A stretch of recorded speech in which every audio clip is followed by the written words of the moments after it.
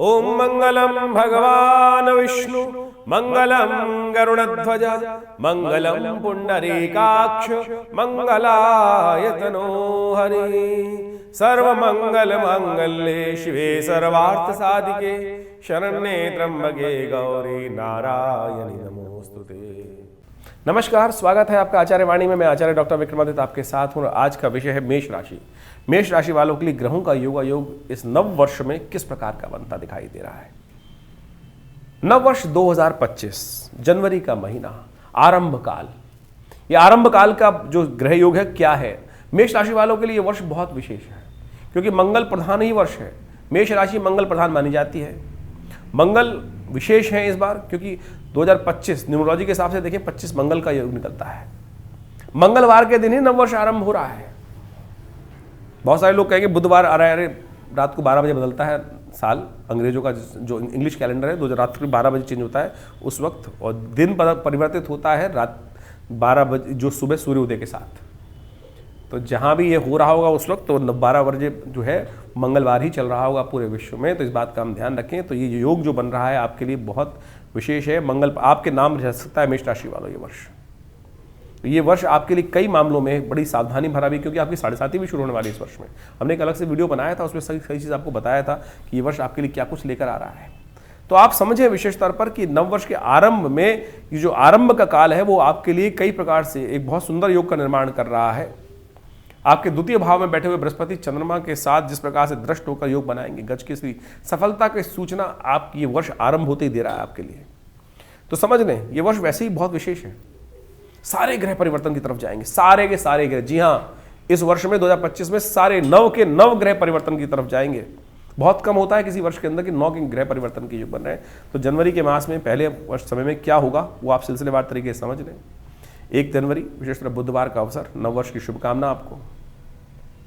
और साथ साथ उस दिन द्वितीया तिथि है और चंद्र दर्शन के योग हैं। इस दिन गज केसरी योग निर्माण हो रहा है आपकी राशि के दृष्टिकोण से। मेष राशि द्वितीय भाव में बैठे हुए चंद्रमा, धन भाव में बैठे हुए बृहस्पति आपके दशम भाव में बैठे हुए चंद्रमा पर पूर्ण दृष्टि डाल रहे हैं। ये आपके लिए बहुत अद्भुत योग है। और ये तिथि है कि खाली बैठने के लिए नहीं, इसमें पूरी तरह से हिम्मत करके काम करें, मेहनत करके काम करें। देखिएगा ऐसा हो ही नहीं सकता कि रिजल्ट ना आए।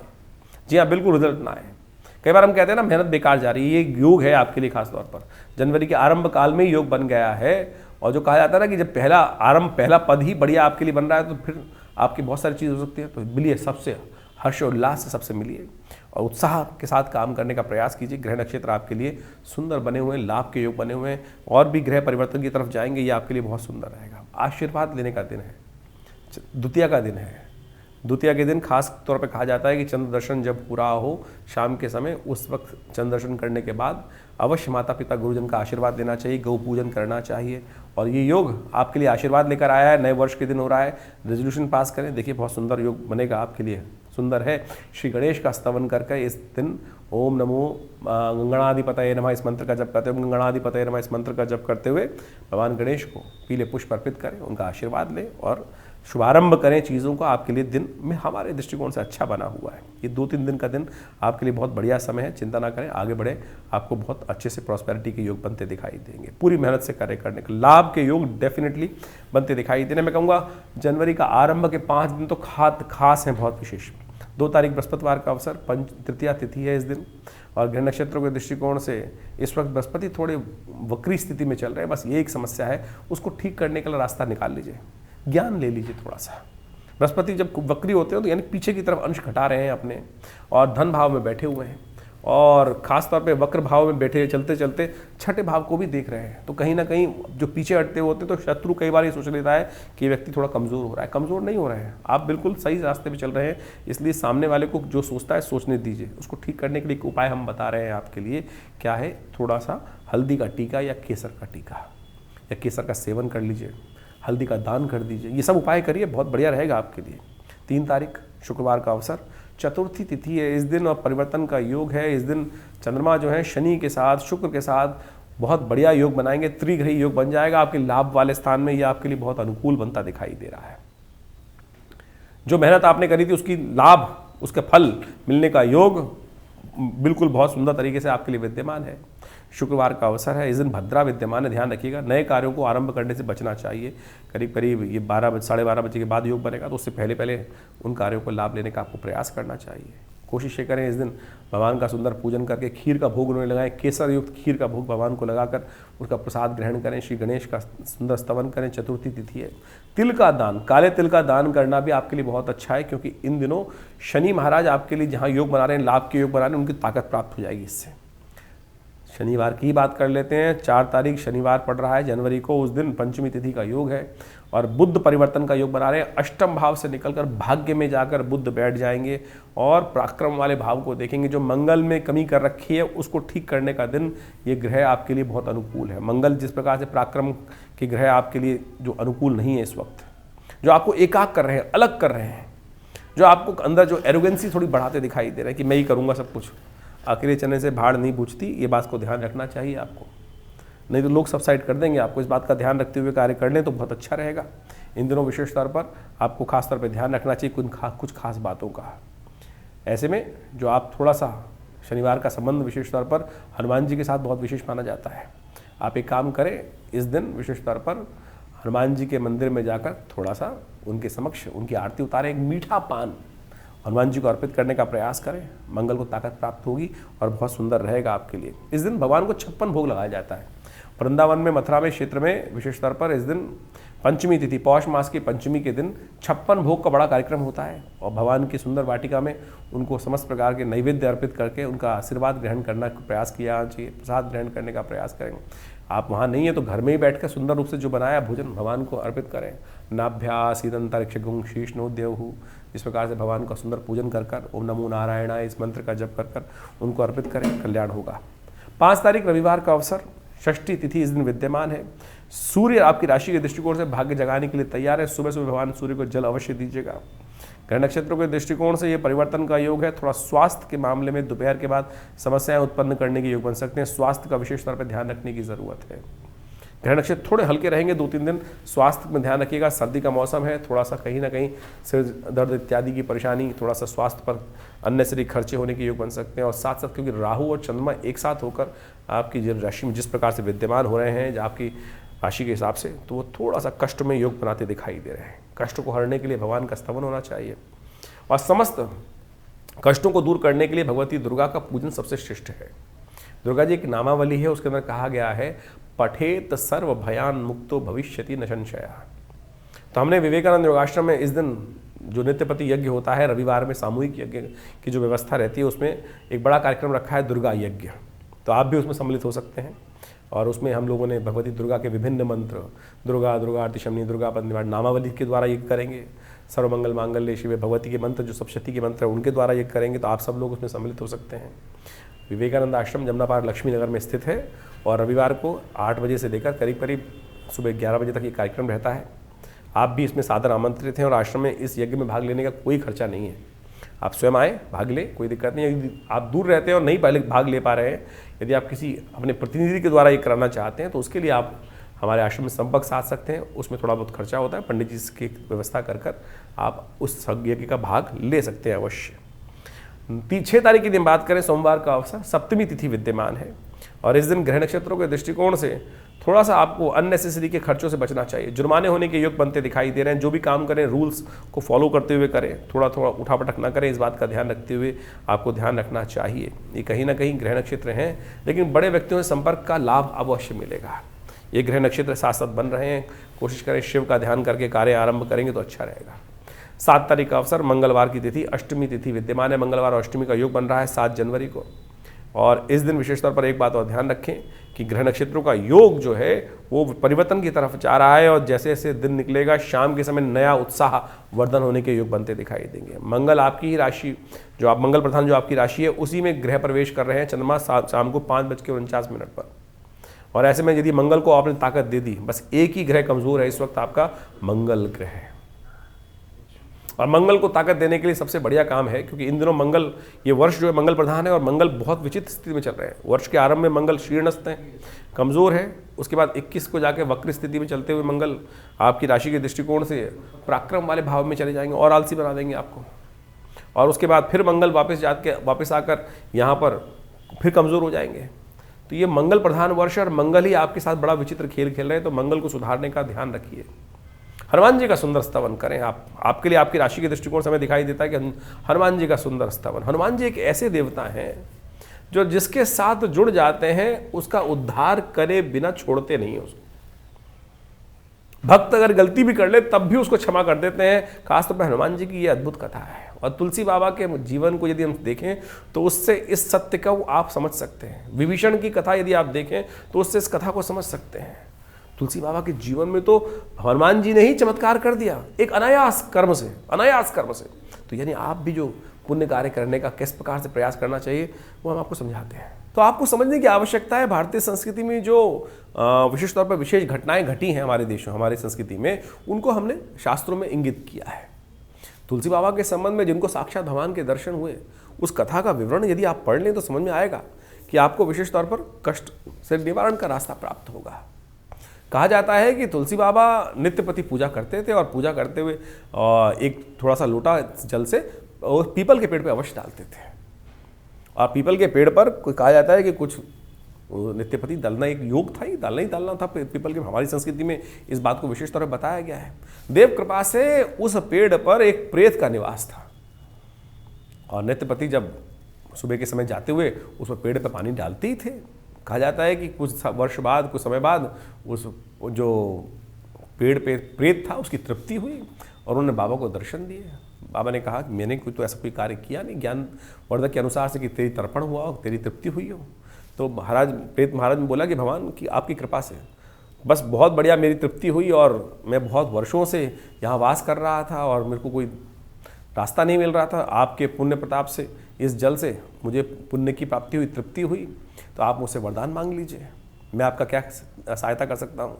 तो तुलसी बाबा के मन में भाव आया कि अरे बस तुम प्रेत हो तो कोशिश कर हनुमान जी से मेरे दर्शन करा दो, हनुमान जी से मिलने का रास्ता बता दो।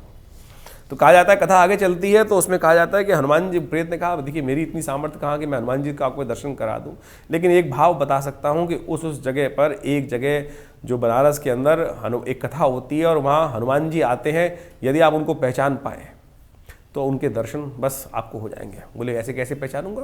तुलसी बाबा ने कहा जाता है कि उन्होंने, प्रेत ने बताया कि वो सबसे पहले आते हैं, सबसे आखिरी में जाते हैं, और उनको आप जाकर खुद ही पहचानना पड़ेगा। तुलसी बाबा वहाँ गए और देखते रहे कुछ दिन तक। एक वृद्ध आते थे, सबसे पहले कोढ़ी थे, और वो सबसे पहले आते, सबसे बाद में जाते। तुलसी बाबा ने, अंतर ज्ञान तो था ही, पुण्य तो था ही, जाकर उस वृद्ध के पैर पकड़ लिए। थे वो हनुमान जी। कथा को लंबा ना करते हुए बताऊं कि हनुमान जी की जब चरण छोड़े नहीं सब कुछ, तो बाद में हनुमान जी को अपना प्रत्यक्ष रूप दिखाना ही पड़ा। आपकी श्रद्धा की आवश्यकता है, आपकी श्रद्धा की आवश्यकता है, विश्वास की आवश्यकता है। हमारा विश्वास ही नहीं जागता है, और कहा जाता है कि बस उनको जब चरण पकड़े तो भगवान, तुलसी बाबा ने एक ही बात कही कि मुझे भगवान के दर्शन करने हैं। तो वो उनकी कृपा से ही उस चित्रकूट के घाट पर जब वो लेके गए, और दर्शन भी ऐसा कराया कि एक बार उनको लगाया कि विशेष तौर पर अभी तो आए थे दर्शन करने के लिए, कुछ कथा को मैं लंबा नहीं कर रहा हूं, लेकिन विश्वास जगाने की कोशिश कर रहा हूं, आपको समझे कि ये भाव का खेल है कि भगवान आए और उनको पहचान नहीं पाए। तो भगवान जी आगे बोलते हैं, अरे अभी तो आए थे जिनको दर्शन नहीं किया तूने। तो कहा जाता है दोबारा फिर भगवान की कृपा से, साक्षात हनुमान जी की कृपा से, गुरुदेव की कृपा से हनुमान तुलसी बाबा को साक्षात भगवान के दर्शन हुए। और कहा जाता है कि एक बार विशेष तौर पर, और काल गणनाएं समझती हैं, एक विशेष तौर पर तुलसी बाबा ने जब रामायण लिख रहे थे तो हर चीज भगवान के समक्ष रखते थे, और कई बार मन में अहंकार भी उत्पन्न हो जाता है, कई बार मन में अहंकार हो जाता है। कहा जाता है कि जब अब उन्होंने एक रामायण में एक सूक्ति लिखी और उसको लिखकर जा रहे थे आगे, और रास्ते में जाते हुए उसी जब हम कुछ लिखते हैं, क्रिएटिव करते हैं, तो क्या होता है कि हम 24 घंटे उसी विचार में मनोमस्तिष्क को लगाए रहते हैं, उसी विचार को मन में लगाए रहते हैं। कहा जाता है कि तुलसी बाबा ने उस दिन वो एक पद्य लिखा था, तो तुलसी बाबा ने पद्य लिखा था, सिया राम में सब जग जानी, कराहूं प्रणाम जो रिजुग पानी। सिया राम में सब जग जानी, वही मंत्र, वही भाव रखा। अरे क्या लिखा गया, सब कुछ है भगवान की कृपा से। तो लेकिन कहा जाता है कि इसी भाव में लाल लंगोटी पहनते थे। कथा बड़ी प्रसिद्ध है, लोगों ने शायद समझ नहीं आओ, बहुत बात सुनी भी होगी। तो जा रहे थे रास्ते में एक बालक आया छोटा। उस छोटे बालक ने कहा, अरे बाबा आगे मत जाओ, आगे दो सांड लड़ रहे हैं। अब तुलसी बाबा ने वो भाव लिखा था, सिया राम में सब जग जानी, करहूं प्रणाम जो रिजु के पानी। यानी सिया राम में, इस संसार में सब कुछ सिया राम में है, तो काय को बोले इनसे काय डरना है। अब सामने सांड, दो सांड आपस में लड़ रहे थे और उन्होंने तो कहा, करें नहीं ये भी भगवान सिया राम में है। अब सांड ने देखा कि लाल लंगोटी पहन कर कोई आ रहा है, तो जो सुताई हुई, कहा जाता है कि जिस पास भाव हुआ, तो वापस आए, बोले जब लगा गई चोट, वापस आए, बोले फाड़ने लगे, ये गलत लिखा मैंने, ऐसा नहीं, ये कुछ और लिखना है। कहा जाता हनुमान जी स्वयं आके पकड़ लिए हाथ, बाबा के हाथ पकड़ लिए। हनुमान जी ने आकर, अरे गलत नहीं लिखा तूने, ठीक लिखा। बोले कहाँ, ये जब सामने सिया राम में सब जग जानी। बोले बाबा, अरे बाबा सुनो, कि जब एक बालक ने आके तुम्हारे हाथ को पकड़ा था, कि कहा था, समझाया था कि आगे मत जाओ, तो उसमें तो तुमने सिया राम में नहीं जाना जग में, तो वो भी तो सिया राम में थे। भगवान ने आके समस्त तुम्हारे सामने उनको हाथ पकड़ के रोकने का प्रयास किया, तब तुमके मन में भाव नहीं उत्पन्न हुआ। क्यों? क्योंकि वो भाव, नेत्र जो है, हमारे जो विचार है, हम सही चीज को हर जगह देख नहीं पाते हैं, कारण तो यही है। तो ये समझे कि हमारे समर्पण की आवश्यकता है। तो हम इस भाव को हमें समझने का प्रयास करना चाहिए कि ये सब चीजें बिल्कुल शुद्ध रूप से हैं, बिल्कुल। तो अहंकार कई बार हो जाता है। जब तुलसी बाबा को भी अहंकार नहीं था, वो क्या था कि हम उस वास्तविक सत्य को नहीं समझ पाते हैं। बहुत सीधी सी कथा है, तो इस कथा के माध्यम से आप समझें समर्पण की आवश्यकता है। तो ग्रह नक्षत्रों के दृष्टिकोण से जो ग्रहों का योगायोग चल रहा है वो चलेगा, बिल्कुल चलता रहेगा। तो इसलिए कोशिश ये करें अपने जीवन में समर्पित भाव से। बड़ा सुंदर योग बन रहा है, अष्टमी तिथि का सुंदर योग है, साथ में मंगलवार पड़ रहा है और इस बार का वर्ष भी मंगल से आरंभ हुआ है। तो हमने इस मंगलवार पे विशेष तौर पर 7 तारीख को मंगलवार जो पड़ रहा है, आश्रम में सुंदर कांड का सुंदर पाठ रखा है। शाम के समय रहेगा, सर्दी है, लेकिन भगवान की कृपा से सुंदर पाठ रहेगा, तो आप भी इसमें सम्मिलित हों। देखिए, मंगल का ग्रह का योग इस बार बिल्कुल ठीक नहीं चल रहा है। मंगल क्षीणस्थ अवस्था में है। जो ग्रह विशेष तौर पर अंतर्द्वंद उत्पन्न कर रहे हैं, शनि पर पूरी दृष्टि डाल रखी है और पुरुष में विश्व में कोलाहल होने के योग बना रखे हैं। और इस बार मंगल विशेष तौर पर अभी वक्री होंगे, चल रहे हैं, फिर मार्गी होंगे, फिर आगे चलेंगे और फिर पुनः वापस में दूसरी राशि में जाकर फिर पुनः इसी वर्ष में कर्क राशि में वापस आ जाएंगे। तो मंगल को थोड़ी शक्ति, और ये संसार, ये समय जो है विशेष तौर पर मंगल प्रधान ही वर्ष है। तो मंगल की पॉजिटिव आवश्यकता है। नेगेटिव जो मंगल योग चला रखे हैं उसको पॉजिटिव करने के लिए कृपा चाहिए हनुमान जी की। तो हनुमान जी कृपा प्राप्त करने के लिए आप इसमें यज्ञ में अवश्य सम्मिलित हों। भगवान की कृपा से आप स्वयं भी घर बैठ के करें, नहीं टाइम, अगर टाइम है तो आश्रम पे भी आ जाइए। विवेकानंद योगाश्रम में ये कार्यक्रम रहेगा और प्रभु कृपा से सुंदर भगवान का भजन आनंद भाव से। सिद्ध तीर्थ है, मनोकामना सिद्धि मंदिर हनुमान जी का है, जिसमें पिछले सदगुरु आचार्य श्री कृष्ण देव जी के महाराज से हाथ से ये प्रतिष्ठित मूर्ति है। उनको सबसे पहली सिद्धि हनुमान जी की कृपा हुई थी। जब हनुमान जी का उनको एक महात्मा ने मंत्र दिया बाल्यकाल में, और उन्होंने हनुमान जी की मूर्ति के समक्ष बैठकर सिद्धि प्राप्त करी, जो हनुमान जी कान में आके स्वयं वो जो भी पूछते थे बता देते थे। ये सुंदर स्थिति हनुमान चालीसा ही प्राप्त हुई है। उन्होंने अपनी जीवनी में स्वयं लिखा है पिताश्री आचार्य श्री कृष्ण देव जी महाराज ने। तो आप समझें, तो हम तो इस कार्यक्रम को बताते ही रहते हैं आपको, तो अवश्य आप इसमें ज्वाइन कर सकते हैं और पूरी डिटेल्स फ़ोन नंबर्स पे लेकर आप अवश्य आइए। तो मेष राशि वालों, इस शुभ तिथि का आपको अवश्य लाभ लेते हुए कार्य करने का प्रयास करना चाहिए। ये कथाएं हमारे जीवन को ना चमका देती हैं, मैल जो है उसको साफ कर देती हैं। तो इसलिए इन कथाओं को हमें समझने का प्रयास करना चाहिए। बहुत सारे लोग कई बार बोल देते हैं कि हम ज्योतिष को सही से जो बात कहे, ज्योतिष, अरे ज्योतिष है क्या? ग्रह नक्षत्रों की गणनाएं कहाँ पर बताई गई हैं? पुराणों में तो उनका वर्णन किया गया है। और आप यदि उनको समझेंगे नहीं, आप तो केवल जाकर ज्योतिषियों के साथ बैठ के, हर व्यक्ति मैं देख रहा हूँ कि लेके 5-5 उंगलियाँ, 4-4 उंगलियाँ, लाख रुपए खर्च करके बैठा हुआ है, तो कुछ रहा नहीं, और फिर ज्योतिष को गाली देते हैं। हम ज्योतिष को वास्तविक तौर पर उसी वैदिक दृष्टिकोण से आपके समक्ष उपस्थित करते हैं। कुछ लोग कहते हैं ज्योतिष वेद के अनुसार से नहीं, अरे कहाँ से नहीं है, वेद के अंग ही तो हैं ज्योतिष विज्ञान के माध्यम से। और ज्योतिष को समझना, वो लोग कहते हैं कि विशेष तौर पर समझें कि जो हमारे यहाँ भारतीय संस्कृति में कहा गया है कि सब इंटर रिलेटेड है, कुछ अलग अलग नहीं है। चाहे वो ज्योतिष हो, चाहे वो आयुर्वेद हो, चाहे वो चिकित्सा विज्ञान हो, चाहे वो योग विज्ञान हो, ये सब इंटर रिलेटेड है। और उन सबको कोरिलेशन समझाने के लिए पुराण इत्यादि, धर्म उपनिषद इत्यादि जो ग्रंथ हैं, ये सब आपको समझाते हैं। वेद का अंतिम भाग उपनिषद है, वेदांत के अंदर इन सब चीज़ों को सही रूप से जोड़ने का प्रयास किया गया है। ये मंत्र विद्या इत्यादि और मंत्रों को समझाने के लिए, उन कथाओं को समझाने के लिए पुराण रचे गए।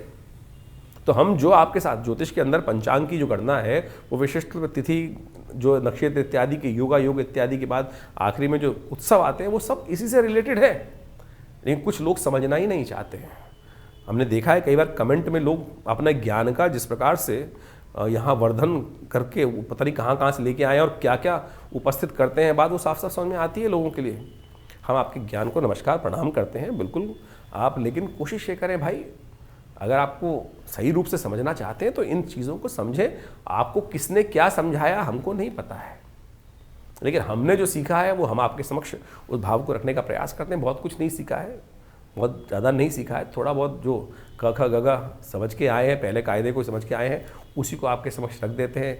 यदि आपके उद्धार हो जाए जीवन में तो बहुत अच्छा रहेगा, यही भाव रखते हैं हम आपके साथ। 8 तारीख की गणना करें तो बुधवार का अवसर है और साथ साथ नवमी तिथि विद्यमान है। उस दिन रवि नाम का योग बना हुआ है। ग्रह नक्षत्र के दृष्टिकोण से ये समय आपके लिए अच्छे उत्साह के साथ काम करने के लिए दिन दिखाई देता है।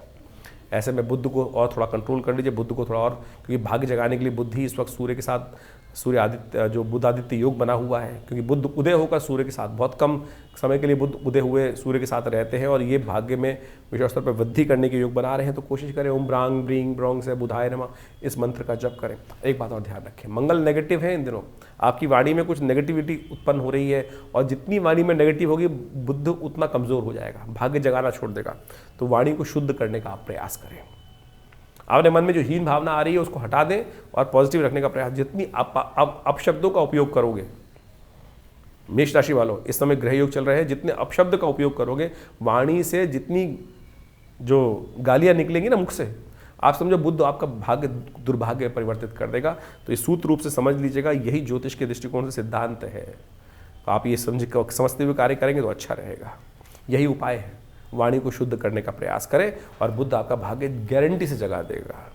9 तारीख की हम बात करें, बृहस्पतिवार का दिन, एकादशमी तिथि है और उस दिन परिवर्तन का योग बन रहा है और ग्रह उच्च के होकर जाकर चंद्रमा बृहस्पति के साथ विराजमान होने के योग बना रहे हैं। आने वाले 2-3 दिनों में लाभ की गारंटी की सूचना ये ग्रह आपको देते दिखाई दे रहे हैं। पुरुषार्थ से भागिएगा मत, इस बात का ध्यान रखें। थोड़ा सा बृहस्पति का उपाय जरूर करें क्योंकि बृहस्पति इस वक्त वक्री चल रहे हैं। तो कोशिश ये करें थोड़ा जल में हल्दी डालकर उससे नहा लें। एक काम करें, बड़ी हल्दी जो होती है, पूरी जो गांठ होती है हल्दी की, वो घर में ले आए और बुध उसमें बड़ी बाल्टी में 1-2 बार ड्रॉप कर उससे जो पानी बन जाए उसी से नहा लें। बुध का बृहस्पति का इतना ही उपाय बड़ा श्रेष्ठ रहेगा आपके लिए। गौ सेवा कर सके तो बहुत अच्छा है, ये उपाय करेंगे तो ये 2-3 दिन आपके लिए जो है बृहस्पति गजकेसरी योग बना हुआ है, बहुत सुंदर योग बनाता दिखाई दे रहा है। 10 तारीख शुक्रवार का अवसर, एकादशी तिथि, ग्रह नक्षत्रों के दृष्टिकोण जैसा हमने कहा, चंद्रमा रात्रि में करीब 10 बजे करीब 9 बजे के आसपास परिवर्तन होकर पूर्ण लाभ देने के लिए तैयार होकर बैठे हैं आपके लिए। तो ऐसे में केवल थोड़ा सा अपनी ना चलाएं, सबको साथ लेकर चल लीजिए। बस इतना ध्यान रख के कार्य कर लोगे तो बहुत आशीर्वाद से मेवा मिलने के योग दिखाई देते हैं।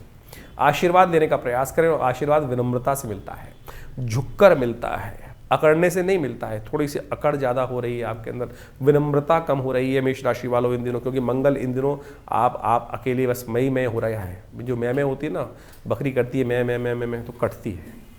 बस इस बात का ध्यान रखना, मिमियाने से नहीं, कोशिश करें सरलता समर्पण से आपके समस्त कार्य आपको प्राप्त हो जाएंगे। ये एक अद्भुत दिन है इस दिन एकादशी। इसकी कथा भी शास्त्र में बड़ी अद्भुत मिलती है कि जो भी भगवान के समक्ष अनुकंपा, उनके कृपा से उनके समक्ष झुककर मांगता है, उसके समस्त मनोरथ सिद्ध हो जाते हैं। इसको शुक्ल एकादशी कहा जाए, पुत्रदा एकादशी कहा जाता है। संतान के जीवन में यदि कष्ट हो रहे हो तो इस दिन खास तौर पर उपाय करना चाहिए। कहा जाता है शास्त्र में इस दिन विशेष तौर पर भगवान विष्णु का स्तवन, उनका पूजन और साथ साथ शालिग्राम जी को स्नान करके उनका चरणामृत ग्रहण करने से भी अनेक कष्ट दूर होने के योग बन जाते हैं। पौष मास के शुक्ल पक्ष की एकादशी को विशेष तौर पर ये शुक्ल एकादशी के रूप में कहा जाता है और इस एकादशी का महात्म्य है कि संतान प्राप्ति जिनके घर में नहीं है, सुख नहीं है, उसको भी प्राप्ति करने का सुंदर योग बना देती है। ब्रह्म वैवर्त जो व्रत का विश्लेषण है उसके अंदर एक विशेष तौर पर ये पुराण है और उसके अंदर इस कथा को बहुत सुंदर रूप से शास्त्र में विद्यमान किया गया है। कहा जाता है यदि उपवास व्रत इस दिन तिथि में किया जाए तो बहुत से मनोरथ सिद्ध होने के योग बन जाते हैं। शास्त्र के दृष्टिकोण से कहा गया, प्राचीन काल में विशेष तौर पर भद्रावती नाम का एक स्थान था और वहाँ एक राजा राज्य करते थे। उनकी पत्नी थी, उनके घर में संतान नहीं थी, बड़े परेशान रहते थे। सब कुछ सुख है लेकिन संतान नहीं है। तो एक ऋषि ने उनको कहा कि आप जंगल में जाकर तप कर एकादशी का व्रत यदि 1 वर्ष तक पालन करें तो आपके मनोरथ सिद्धि का योग सुंदर रूप से बन सकता है। कहा जाता है कि ऐसा मन में विचार कर संतान है नहीं जीवन में, आगे क्या करना है, कुछ प्रकार से ये कई बार मन में भाव हो जाता है।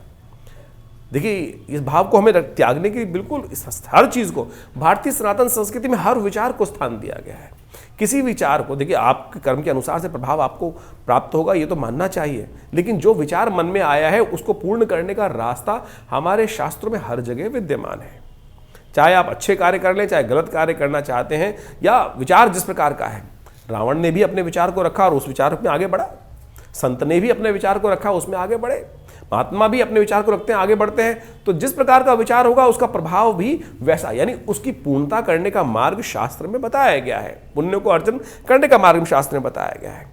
तो इस कथा के माध्यम से शास्त्र में कहा गया है कि राजा ने अनेक वर्षों, एक पूरे वर्ष तक विशेष तौर पर साधनारत रहकर भगवान श्री हरि विष्णु का स्तवन किया, पूजन किया, और फिर भगवान की कृपा से उनके घर में संतान की सुखद प्राप्ति के योग बने। तो आप इस दिन अवश्य परमात्मा की कृपा से अवश्य अपने मन को तटस्थ रखते हुए उस दिन विचार करते हुए भगवान नारायण का अवश्य स्तवन करने का प्रयास करें।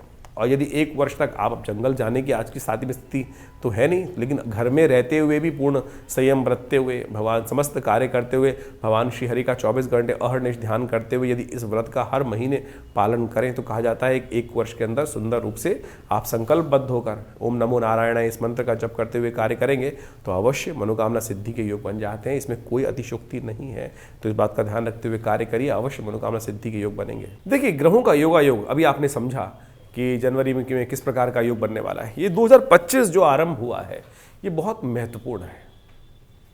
यदि ग्रह के आरंभ में हम देखें तो वर्ष के आरंभ के अंदर तो 2025 का जो महीना जो आरंभ हो रहा है जनवरी का, मंगलवार के दिन आरंभ हो रहा है। बहुत सारे लोग कहेंगे कि नहीं उस दिन तो बुधवार है। भैया देखिए रात को 12 बजे भारतीय संस्कृति में जब हमारे कैलेंडर के अनुसार से हम बात करेंगे तो वो दिन आरंभ होता है सूर्य उदय की तिथि के अनुसार से। तिथि भी वही तब मानी जाती है और दिन का आरंभ भी उस वक्त माना जाता है, लेकिन जो इंग्लिश कैलेंडर है वो रात को 12 बजे डेट बदल जाती है और उस समय मंगलवार का योग चल रहा होगा। और साथ साथ जो 9 नंबर 2025 का नंबर भी 9 आता है, तो ये दोनों मंगल के प्रतीक माने जाएंगे। और मंगल इस वर्ष विशेष तौर पर जो योगा योग बना रहा है वो बहुत उठापटक वाला बना रहा है। और 2025 के अंदर यदि ग्रहों के दृष्टिकोण से आप देखें तो शनि और उसके आरंभ में देखें शनि और शुक्र की युति जिस प्रकार से और उस पर मंगल की दृष्टि है, ये विश्व के अंदर कोलाहल उत्पन्न करने के योग देती है, अशांति को बढ़ाती है, तनाव को बढ़ाती है। और 2025 में कई प्रकार की और भी ग्रहों का योग जो है, अब इंडिविजुअल आपकी राशि के दृष्टिकोण से तो आपने समझा, लेकिन जनरल तौर पे आपको ये समझ लेना चाहिए जो ग्रहों का योग जो है 2025 के अंदर कई प्रकार की स्थिति तनाव युक्त विश्व को की तरफ ले जाने का प्रयास कर सकता है। ऐसे योग बन सकते हैं।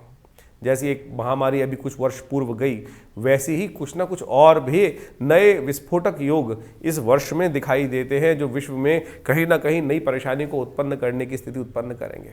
और साथ साथ तनाव का वातावरण जो है, जो युद्ध पिछले 2024 में चलता रहा जिस प्रकार से, उसमें और आग में घी डालने का काम बहुत सारे जगहों पे होने के योग दिखाई देते हैं और जिसके कारण से अशांति का वातावरण बन सकता है। इन ग्रहों के योग के अनुसार से हमको समझ लेना चाहिए कि हमारे दृष्टिकोण से ग्रह किस प्रकार चल रहे हैं। देखिए समय हमेशा परिवर्तन की तरफ जाता है, समय हमेशा परिवर्तन के योग बनाता रहता है और इस परिवर्तन के दृष्टिकोण से हर व्यक्ति के ऊपर उसका अलग प्रभाव होता है। ऐसा नहीं है कि जब विश्व में कहीं ना कहीं कष्ट हो रहा होता है तो सभी परेशान होते हैं, कहीं ना कहीं किसी का भाग्य भी जागता है। बहुत सारे लोग भाग जागते हैं और बहुत सारे लोगों के लिए नुकसान के योग बनते हैं। वो सारा का सारा आपके ग्रह गोचर के दृष्टिकोण से आपको समझ में आना चाहिए। 2025 में शनि की युति किस प्रकार से है वो हमने आपको एक अलग से आपकी राशि के दृष्टिकोण से पूरा उसका डायलॉग एक उपस्थित किया था, जिसके अंदर हमने बताया था, समझाया था कि शनि इस बार जो है परिवर्तन के योग बना रहे हैं और ये 2025 वो ऐसा वर्ष है जिसमें समस्त ग्रह परिवर्तन की तरफ जाने वाले। कोई भी एक ग्रह यानी नवग्रहों के अंदर आमतौर पर विश्व हमेशा वर्ष में ऐसा ही होता है कि कुछ ग्रह बदलते हैं, कुछ ग्रह अपने भाव में स्थिर रहते हैं, अपने ही ग्रह में चलते रहते हैं। लेकिन इस 2025 में समस्त ग्रह परिवर्तन की तरफ जाने वाले हैं, समस्त ग्रह परिवर्तन का युग बनाने वाले हैं और ये परिवर्तन युग जो है, ये विशेष तौर पर वर्ष जो है परिवर्तन युक्त ही रहने वाला है। मंगल विशेष तौर पर पुरुषार्थ की ग्रह है और इस मंगल वाले ग्रह में 2025 में जो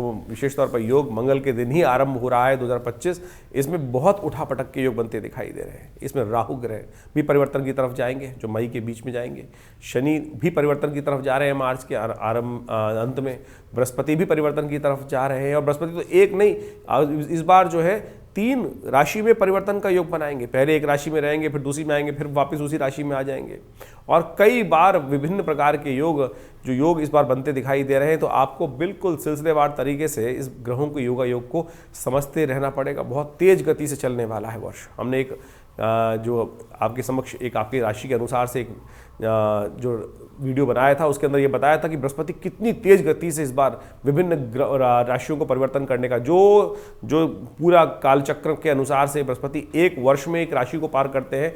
इस बार इस करीब यदि हम बात करें 2025 के अंदर 3 भावों को परिवर्तन, मतलब 3 राशि में परिवर्तन का योग बनाएंगे। पहले एक राशि में रहेंगे, फिर दोबारा दूसरी राशि में जाएंगे, फिर परिवर्तित करके वापस आ जाएंगे। मार्गी, वक्री, कई प्रकार के योग बनते दिखाई दे रहे हैं। तो आपको इस साल को बहुत सिलसिलेवार तरीके से समझ के अनुसार से बहुत चीज़ों को देखते हुए समझने की आवश्यकता रहेगी। तो यदि आप उन सब चीज़ों को समय समय पर जो हम आपके समक्ष उपस्थित करते रहेंगे, वार्ताओं को ज्योतिष के दृष्टिकोण से समय की चाल को पहचानते हुए यदि कार्य करेंगे तो आपके लिए बहुत अच्छा आपकी राशि के दृष्टिकोण से समझ सकते हैं।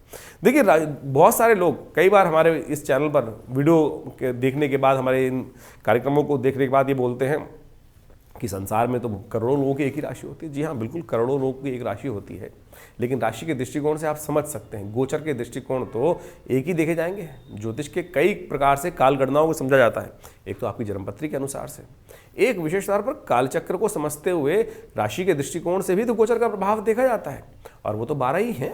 तो उसके दृष्टिकोण से बहुत कुछ जाना जा सकता है, बहुत कुछ समझा जा सकता है। जैसे इसको ऐसा समझ लें, बहुत सारे लोग इस प्रकार के समझने का हम प्रयास कर सकते हैं। बारिश तो एक क्षेत्र में हो रही है, अब जिस प्रकार का जिसका घर है उस प्रकार का प्रभाव होगा। तो ये किसी के पास अच्छा मकान है, बढ़िया है, खूब बढ़िया तरह से सुंदर व्यवस्थाएं है, तो उसके लिए बारिश आनंददायक हो सकती है। लेकिन वही व्यक्ति जो झोपड़ी में बैठा है, उसके लिए वही वर्षा जो है वो कष्टकारी योग बना सकती है। ये डिपेंड करता है कि आपकी ग्रह योग दशा किस प्रकार की चल रही है, दशाएं किस प्रकार की चल रही हैं, अंतर दशाएं किस प्रकार की चल रही हैं, और ग्रहों के योगायोग जन्म में आप जब पैदा हुए थे उस समय किस प्रकार के अपने पूर्व जन्म के अनुसार से कर्म के अनुसार से लिखवा के लाए हैं। इसीलिए जन्मपत्री को बहुत अच्छे से विश्लेषण करने की आवश्यकता होती है, और हम समय समय पर आपके समक्ष जो ये ग्रह गोचर का प्रभाव उत्पन्न करते हैं उसको तो आप बिल्कुल प्रत्यक्ष रूप से समझ सकते हैं। कई बार एक प्रश्न और लोगों के मन में आता है, और बहुत सारे लोग एक बात, हम कौन सी राशि को माने। देखिए, राशियां विशेष तौर पर ज्योतिष के दृष्टिकोण से सबसे इंपॉर्टेंट जो मानी जाती है वो मानी जाती है आपकी चंद्र राशि। जहां आपके जन्म के अनुसार से चंद्रमा विराजमान है राशि में, वहां वो चंद्र राशि में मुख्यतः मानी जाती है। इसके अलावा भी आपका लग्न में कौन सी राशि विराजमान है उसका भी प्रभाव देखना चाहिए। हम ज्योतिष को जब पूरी जन्मपत्री को देखते हैं ज्योतिष के दृष्टिकोण से, तो हर चीज़ को एनालाइज करने का प्रयास करते हैं। आपकी नाम राशि कौन सी है, आपकी सूर्य की राशि कौन सी है, फिर आपके षोडश वर्ग में कौन से ग्रह अच्छे से शुद्ध होकर बैठे हैं, नहीं बैठे, कहाँ कौन कौन से योग बना रहे हैं। राशि के दृष्टिकोण से एक ब्रॉडर कैटेगरी में आइडिया तो मिल ही जाता है बहुत सारी चीज़ों को समझने के लिए, और उसका प्रभाव भी वह प्रत्यक्ष रूप से होता है। तो इस बात को हम समझें। बहुत सारे लोग नाम के अनुसार से ही अपनी राशि को देखने का प्रयास करते हैं, वो भी ज्योतिष का एक छोटा सा पहलू है, लेकिन मुख्यतः जन्मपत्री को पूरी से विशेष विश्लेषण करने की आवश्यकता है। जैसे आप इसको ऐसे समझ सकते हैं कि न्यूमरोलॉजी, ज्योतिष के अंतर्गत एक शाखा है जिसका नाम है न्यूमरोलॉजी। आपका नाम, जैसे मेरा नाम विक्रमादित्य है, मैं विक्रमादित्य के लिए स्पेलिंग को जब मैं बचपन में ज्योतिष सीख रहा था तो मैंने देखा कि VIKRAM में लिखता था पहले, और उसका इंटरप्रिटेशन देखा तो वो कुछ बहुत ठीक नहीं आ रहा था। तो मैंने उसमें से ए हटाया, विक्रम का स्पेलिंग रहा, VIKRM किया, VIKRMADITYA, इसको इस प्रकार से कर दिया। तो उसका ऐसा अद्भुत प्रभाव पड़ा कि बिल्कुल जिसका जो न्यूमरोलॉजी के हिसाब से हम कैलकुलेशन करके निकालते हैं, तो ज्योतिष के छोटे छोटे आयाम है लेकिन बहुत महत्वपूर्ण प्रभाव उत्पन्न करते हैं। मेरा कार्य इस कथा को, इस बात को यहाँ समझाने का अर्थ ये है कि जो जिस प्रकार के स्पेलिंग्स यूज़ कर रहा है, कोई VIKRM करके हमको संबोधित करता है तो उसका प्रभाव उसी प्रकार से होगा। कोई मेरे नाम को विक्रम कह के कह रहा है, कोई विक्रमादित्य कह रहा है, कोई आचार्य विक्रमादित्य कह रहा है, तो ये सारे के सारे जो अलग अलग प्रकार के जो नाम के शब्द हैं अलग अलग वाइब्रेशन उत्पन्न कर रहे हैं। जो अच्छा होगा उसका वाइब्रेशन पॉजिटिव निकलेगा, जिसका जितना परसेंट जो वाइब्रेशन पॉजिटिव वाला यूज हो रहा है उसका उतना परसेंट रिजल्ट है। तो इसी प्रकार से आप समझ लीजिए कि आपकी राशि को महत्वपूर्ण तरीके से हमें एनालाइज करने की ज़रूरत है। एनालाइज ये करें कि आपका जो ग्रह गोचर है कौन सा कुंडली प्रभावी है, कई बार हम देखते हैं जन्मपत्री लोग दिखाने आते हैं, जन्मपत्री से योगी नहीं बन रहे होते, चंद्र कुंडली को यदि उस प्रकार से देखा जाए तो वहाँ वो सारा का सारा मैच कर रहा होता है। तो कौन सा ग्रह प्रभावी है, कौन सी कुंडली से प्रभाव निकल रहा है, सूर्य कुंडली से, षोडश वर्ग से, कहाँ कहाँ कारकान से, अमात्य कारक से, तो इन सब चीज़ों को हमें अच्छे से ज्योतिष के दृष्टिकोण से एक एक चीज़ की विवेचना कर कर लोगों के भाग्य के संबंध में उसकी जो बात है हमें समझने का प्रयास करना चाहिए। ज्योतिष बिल्कुल प्रत्यक्ष है, कहीं कोई कपोल कल्पित नहीं है। कुछ लोग हैं जो तथाकथित तौर पे आपको हास परिहास उड़ाने का प्रयास करते हैं। जैसे आप समझें, विश्व के अंदर बहुत सारे रास्ते हो सकते हैं, किसी के लिए कोई अच्छा है, किसी के लिए कोई अच्छा है, किसी के लिए कोई अच्छा है। इसको ऐसे समझ सकते हैं कि विश्व में दुनिया में काम करते हैं, कोई कूड़े का काम करता है, कोई हवा का काम करता है, कोई पानी का काम करता है, कोई पेट्रोल का काम करता है, कोई डीजल का काम करता है, किसी और तेल का काम करता है, और इन सब क्षेत्रों में लोगों ने पैसे कमाए हैं। लेकिन इन्हीं सभी क्षेत्रों में बहुत सारे लोगों ने पैसे गंवाए भी हैं। अब ये समझें कि आपके लिए कौन सा क्षेत्र, आपके दृष्टिकोण से आपके लिए कहाँ कोई मिसमैच हो रहा है।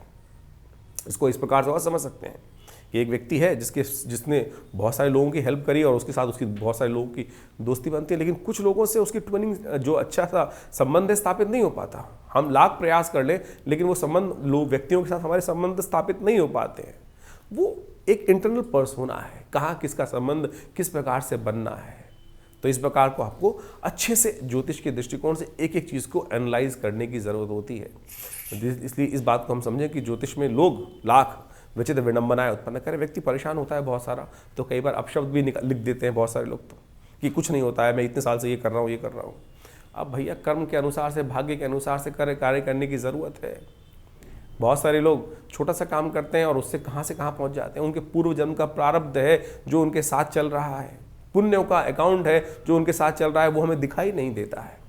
तो इसलिए अपने इस शुभ जीवन में हम आपको ज्योतिष के दृष्टिकोण से बहुत सारी बातें बताते हैं। बहुत सारे लोग तो ये भी कहते हैं कि आप ज्योतिष में पंचांग बता रहे हैं या ज्योतिष बता रहे हैं।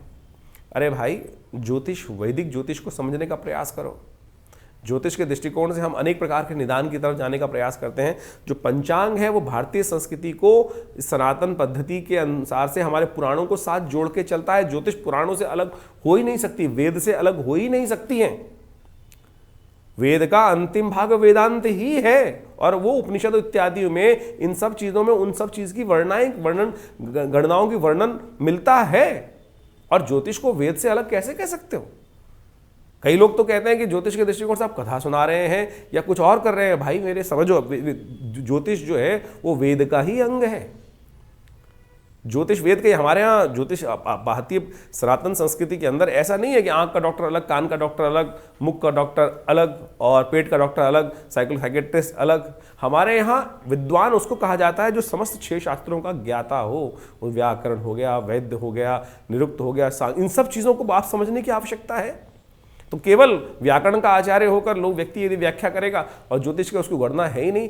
हर चीज़ में थोड़ा थोड़ा अध्ययन होना चाहिए, चीज़ जिसके बाद आप एक शास्त्र को समझ सकते हैं।